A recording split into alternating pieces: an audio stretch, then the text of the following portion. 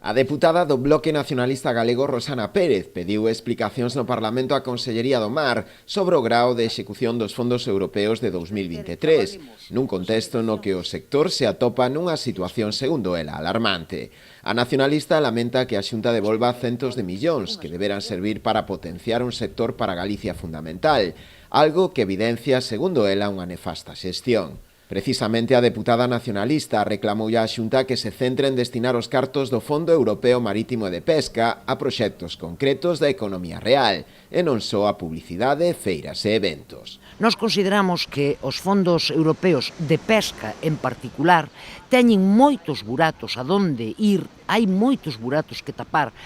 diante da situación alarmante do sector pesqueiro e do sector marisqueiro e, polo tanto, entendemos que devolver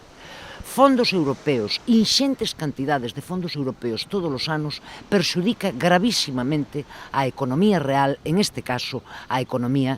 pesqueira e marisqueira do noso país. A nacionalista tamén se interesou pola situación actual do conxunto do sector do mar, así como pola mala opinión que lle merecen os datos da propia Xunta, que falan da baixada de vendas e facturación nas lonxas galegas, así como da perda de postos de traballo no sector, unha situación que a deputada cualificou de debacle. Nos vemos como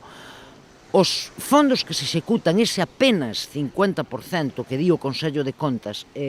da execución dos fondos europeos, non chega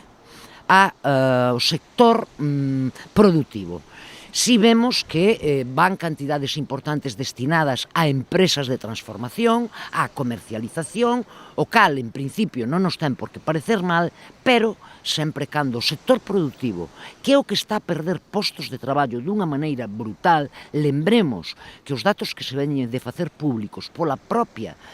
plataforma tecnolóxica da pesca da Consellería do Mar veñen de decir que neste último ano, no 24, son un ano vimos de perder 222 permes, o cal nos leva a unha reflexión. Que empresa que perda 222 postos de traballo en un ano é viable? Baixo o noso punto de vista, ningunha.